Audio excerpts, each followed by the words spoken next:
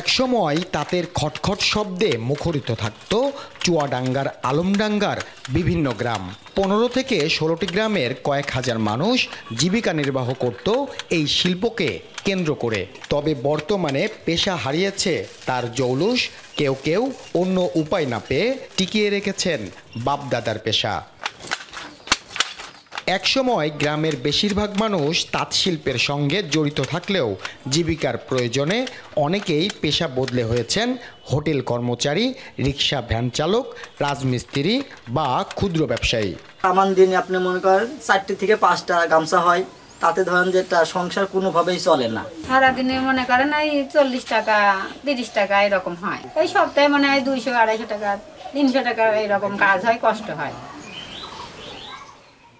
বর্তমানে বেশিরভাগ বাড়িতে অযত্ন অবহেলায় পড়ে আছে তাঁত যন্ত্র। হাতে গোনা কয়েকটি বাড়িতে নারীরা অবসরে তাঁত বুনে বাঁচিয়ে রেখেছেন এই পেশা। তারা বলছেন পুঁজির অভাব, দফায় দফায় সুতা ও কাঁচামালের মূল্য বৃদ্ধি আর শ্রমিকের মজুরি কমাসহ নানান প্রতিকূলতায় আলমডাঙ্গার ঐতিহ্য এখন বিলুপ্তির পথে। এ অবস্থায় এই শিল্পকে বাঁচিয়ে রাখতে সরকারি বেসরকারি পৃষ্ঠপোষকতা প্রয়োজন বলছেন স্থানীয়রা। আমাদের এলাকা এখন নেই বললেই চলে। এখন মানে সরকার একখান দুখন হতে পারে, খুঁজলি পারে। বর্তমান যে পরিস্থিতি, কাপড় বুনে সংসার মেনটেনেন্স করা আর চলে না। এর যে কাঁচামাল সুতা বা অন্যান্য যেগুলোর দাম অতিরিক্ত বৃদ্ধি, পাশাপাশি তারা যে তাঁত শিল্প যেটা তৈরি করে যেমন লুঙ্গি, গামছা, এগুলোর বাজারে পর্যাপ্ত মূল্য নেই।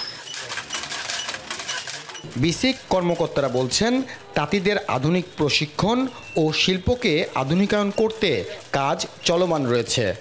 উৎপাদনমুখী কুটির শিল্প, তাঁত শিল্প এটা।